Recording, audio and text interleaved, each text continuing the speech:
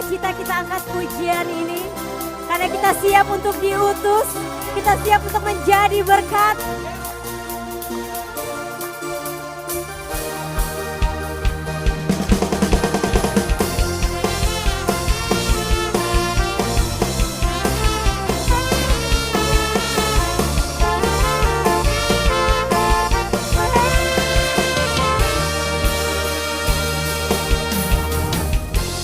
Tuhan semesta, ceritaku ku dengar, di dunia yang gelap, ku selamatkan. Akulah pencipta terang. Akulah pencipta terang, malam jadi berterang. Siapa bawa utusanku, membawa terang. Ini aku utus aku.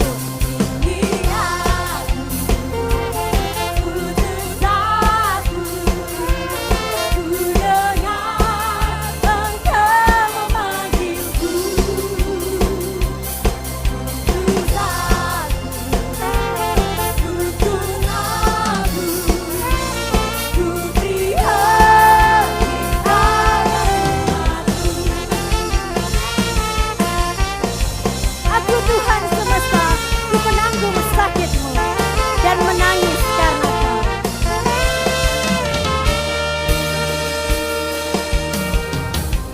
Aku Tuhan semesta, ku menanggung sakitmu dan menangis karena kau tak mau dengar. Dan ku robah hatimu yang keras jadi lembut. Siapa bawa firmanku, putus aku. Sama-sama nyatakan. Ini aku, putus aku. Ku dengar engkau memanggilku. Putus aku, tuntun aku. Ku beri Sekali lagi katakan, ini aku Tuhan.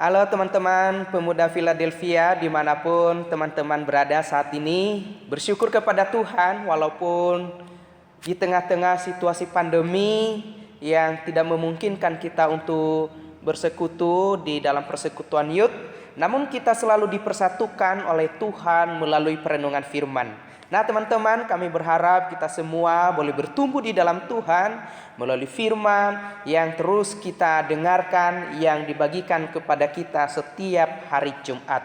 Nah teman-teman, sebelum kita mendengar firman, kita awali dengan berdoa terlebih dahulu. Mari kita berdoa. Bapa kami yang di surga, kami bersyukur Tuhan, hari ini Engkau masih memberikan kami kesempatan untuk boleh mendengarkan firman-Mu, untuk boleh diisi dengan firman dan kebenaran, agar kami boleh hidup di dalam anugerah Tuhan dan memaksimalkan anugerah itu dalam hidup kami untuk menjadi berkat bagi orang lain. Berkati hamba-Mu yang menyampaikan firman-Mu dalam segala keterbatasan kekurangan. Tuhan tambah-tambahkan hikmat dan akal budi, sehingga segala pujian, hormat dan kemuliaan hanya bagi Tuhan kami Yesus Kristus. Amin. Teman-teman yang dikasihi Tuhan, tema yang kita renungkan pada hari ini yaitu inilah aku, utuslah aku. Tentu saja kata ini tidak lagi asing bagi kita, Karena kalau kita membaca di dalam Alkitab, maka kita pasti menemukan kata ini di dalam kitab yang pernah dituliskan oleh seorang nabi bernama Yesaya. Nabi Yesaya menuliskan dan mengatakan kepada Tuhan, inilah aku, utuslah aku. Kalau kita melihat bahwa ini adalah sebuah komitmen untuk berdedikasi, untuk mengabdi bagi Tuhan kita. Oleh karena itu saya membuka dalam satu bagian firman Tuhan, Yesaya pasal 6 ayat 6 sampai 9. Demikian firman Tuhan. Tetapi seorang daripada serafim itu terbang mendapatkan aku. Di tangannya ada bara yang diambilnya dengan sepit dari atas mezbah. Ia menyentuhkannya kepada mulutku serta berkata, lihat, ini telah menyentuh bibirmu, maka kesalahanmu telah dihapus dan dosamu telah diampuni. Lalu aku mendengar suara Tuhan berkata, siapakah yang akan kuutus dan siapakah yang mau pergi untuk aku? Maka sahutku, ini aku, utuslah aku. Kemudian firman-Nya, pergilah dan katakanlah kepada bangsa ini, dengarlah sungguh-sungguh tetapi janganlah mengerti, jangan lihatlah sungguh-sungguh tetapi menganggap jangan. Teman-teman yang dikasihi Tuhan, ketika Nabi Yesaya mengambil satu keputusan, berkomitmen untuk melayani Tuhan, bukanlah suatu keputusan yang mudah, yang gampang, sembrono, tanpa berpikir panjang, tanpa ada perenungan.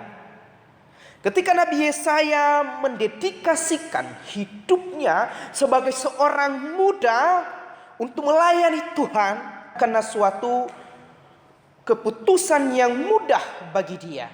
Oleh karena kenapa? Karena kita tahu bukan hanya persoalan karena ada tantangan untuk melayani, bukan hanya karena persoalan ada kesulitan-kesulitan yang akan dihadapi di dalam melayani Tuhan. Enggak cuman alasan itu, tetapi ada alasan terbesar Nabi Yesaya untuk mengambil keputusan untuk melayani Tuhan dengan hati yang sungguh. Dalam pasal 6 ayat 1, dalam tahun matinya Raja Uzia, aku melihat Tuhan duduk di atas tahta yang tinggi dan menjulang, dan ujung jubahnya memenuhi bait suci. Teman-teman yang dikasihi Tuhan, di sini kita diceritakan bagaimana latar belakang daripada seorang Yesaya. Yesaya ketika menerima panggilan dan menyerahkan hidupnya kepada Tuhan, ia sedang berada di dalam keadaan yang tidak menyenangkan. Ia sedang diperhadapkan satu keputusan yang tidak mudah. Bahkan boleh dikatakan ia juga barusan kehilangan orang yang dia cintai, orang yang dia hormati, orang yang menjadi panutan, yang menjadi figur bagi Yesaya, yaitu pamannya, yaitu Raja Uzia. Raja Uzia adalah seorang yang berhasil dan sukses memimpin umat Israel secara khusus di dalam kehidupan ekonomi dan politik. Tetapi di ambang keberhasilannya, Uzia pun jatuh di dalam dosa kesombongan karena tidak mengindahkan Tuhan di dalam menjalankan hukum Allah dengan mengambil alih memberikan ukupan yang seharusnya itu dikerjakan oleh para imam. Maka dikatakan Tuhan murka kepada Uzia sehingga dia mengalami penyakit kusta dan harus disingkirkan di suatu tempat yang tidak boleh dikunjungi orang. harus diisolasi supaya penyakit itu tidak tertular kepada orang lain. Sama halnya dengan masa ini, seperti ketika seorang tertular virus corona, maka dia harus disingkirkan, diisolasi di suatu tempat yang barangkali tidak menularkan virus itu bagi orang lain. Tidak lama kemudian Alkitab mengatakan bahwa Uzia itu mati. Seorang pemimpin yang hebat, tetapi juga pernah melukai hati Tuhan. Oleh karena itu, di tengah-tengah kesedihan yang dialami oleh Nabi Yesaya, maka Tuhan datang kepadanya. Ketika Tuhan datang kepadanya, pertama-tama yang dialami oleh Yesaya yaitu dia melihat Tuhan di dalam hidupnya. Karena selama ini yang dia tahu adalah pamannya, seorang figur, seorang yang sukses, seorang pemimpin yang handal. Maka walaupun dia adalah bangsa Israel dan bahkan mungkin melakukan ritual-ritual agama, tetapi dia tidak mengenal Tuhan secara pribadi. Tetapi melalui duka yang terjadi di dalam keluarganya, di sana Tuhan memperlihatkan dirinya kepada Yesaya, sehingga dia begitu kagum. Dia tahu bahwa siapa raja yang sesungguhnya. Dia tahu siapa raja yang agungnya harus dihormati, yang menjadi pusat kehidupan, yaitu Tuhan Allah, pencipta langit dan bumi. Dia adalah Allah yang patut ditinggikan, diagungkan dan dimuliakan.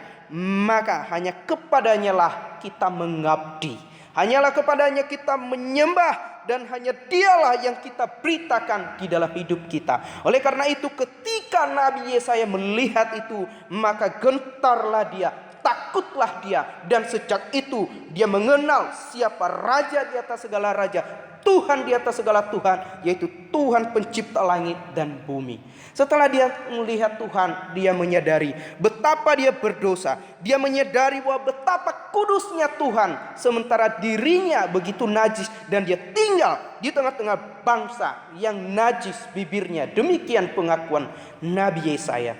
Tetapi yang menarik daripada Yesaya adalah dia mengatakan, celakalah aku, matilah aku, karena aku telah melihat kemuliaan Allah yang kudus dan suci. Karena saya manusia berdosa. Tetapi Tuhan beranugerah kepada Yesaya. Tuhan tidak membuat dia menjadi mati, tetapi sebaliknya Alkitab mengatakan bahwa Tuhan mengutus malaikat serafim untuk menyentuhkan bara di bibirnya yang diambil dari mezbah, untuk melambangkan bahwa dosa-dosanya, pelanggarannya sudah diampuni oleh Tuhan. Maka pengampunan sejati itu nanti akan kita lihat dalam nubuat Nabi Yesaya, yaitu terjadi di dalam karya Tuhan kita Yesus di kayu salib. Ketika darahnya mengalir untuk menebus engkau dan saya. Teman-teman yang dikasihi Tuhan, kisah Yesaya tidak berhenti sampai di situ. Enggak cuman menerima pengampunan Tuhan, enggak cuman menyadari bahwa dia telah diselamatkan oleh Tuhan. Ketika Tuhan berkata, lalu dia berkata, siapa yang akan kuutus dan siapakah yang mau pergi untuk aku? Maka sahut Yesaya yang telah diampuni dosanya, yang telah diberikan pengampunan oleh Tuhan, dia berkata, ini aku, utuslah. Betapa besar anugerah Tuhan yang diberikan kepada Yesaya. Kini sekarang Yesaya mau menyerahkan diri, mau melayani Tuhan untuk memberitakan kabar keselamatan kepada bangsa Israel, bahwa nanti Kristus akan datang untuk mengampuni dosa-dosa orang yang percaya. Bahwa Kristus adalah Raja Damai yang datang untuk mendamaikan manusia dengan Allah, supaya manusia beroleh pengampunan Tuhan. Semuanya ini bermula daripada kasih karunia Allah yang diterima oleh Nabi Yesaya daripada Tuhan. Karena Tuhan telah memilih untuk mengampuni, menyelamatkan, dan memakainya untuk menjadi alat di tangan Tuhan. Teman-teman yang dikasihi Tuhan, kita juga hari ini yang sudah dipilih, diselamatkan, diampuni oleh Tuhan, ditarik daripada lumpur dosa. Sekarang kita dirangkul oleh kasih karunia Tuhan. Tuhan mau supaya kita mengarahkan hidup kita kepadanya, melayani Dia dan berkata, Tuhan, inilah hidupku, pakailah aku, utuslah aku dimanapun Tuhan kehendaki. Siapa yang akan memenuhi tugas ini? Siapa yang akan melayani Tuhan? Yaitu kita pertama-tama yang telah diampuni dosanya. Ingat teman-teman, bahwa kita tidak mungkin melayani Tuhan Allah yang kudus, yang suci, yang agung sebelum kita disucikan oleh Tuhan. Kita tidak mungkin melayani Tuhan sebelum kita mengalami anugerah pertobatan. Kita tidak mungkin melayani Tuhan dengan hati yang tulus dan jujur tanpa betul-betul mengalami kasih Tuhan dalam hidup kita. Jadi dasar kita untuk melayani Tuhan adalah karena Tuhan mengasihi kita. Tuhan terlebih dahulu melayani kita melalui anaknya Yesus Kristus di atas kayu salib. Dia telah menyerahkan nyawanya untuk menebus engkau dan saya. Maka sekarang kita dipanggil untuk melayani Tuhan. R.C. Sproul pernah berkata demikian, saya tahu apa artinya menjadi orang yang diampuni dan tahu apa arti diutus dalam suatu misi. Artinya engkau mengerti sekarang engkau telah diampuni oleh Tuhan. Kita menyadari Tuhan telah memaafkan segala pelanggaran kita. Maka Dia juga mau memanggil kita, mengutus kita untuk menyaksikan Kristus di tengah-tengah dunia ini, untuk mengerjakan pekerjaan-pekerjaan yang Tuhan telah sediakan bagi kita. Teman-teman yang dikasihi Tuhan, pemuda dimanapun Anda berada, kita sudah diselamatkan oleh Tuhan.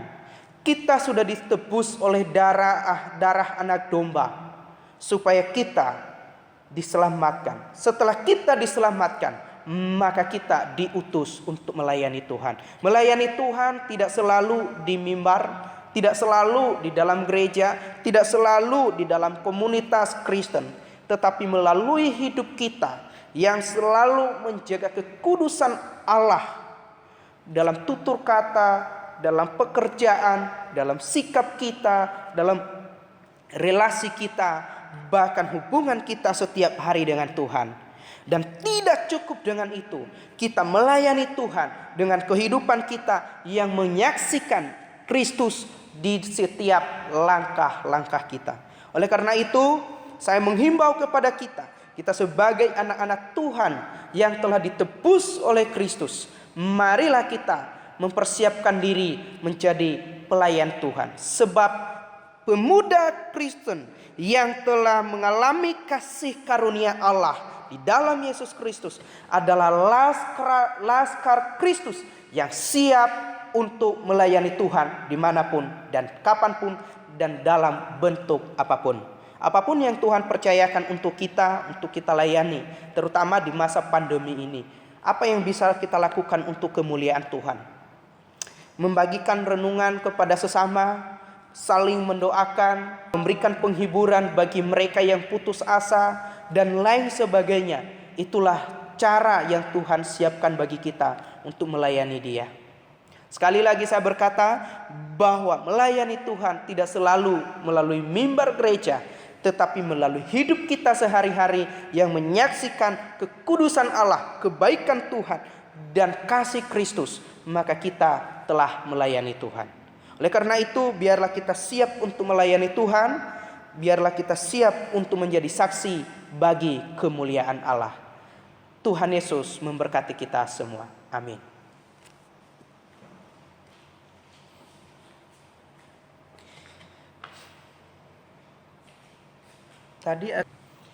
Halo teman-teman Tunas Remaja Pemuda, apa kabar?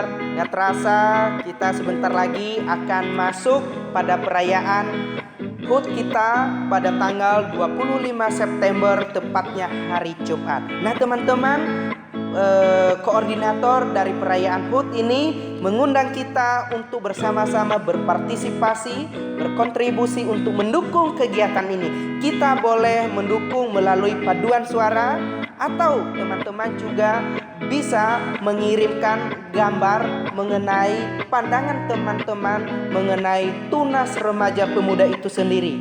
Tetapi kalau saya akan memilih bagian yang ketiga, yaitu menyalakan lilin seperti ini. Dan setelah itu saya tiup.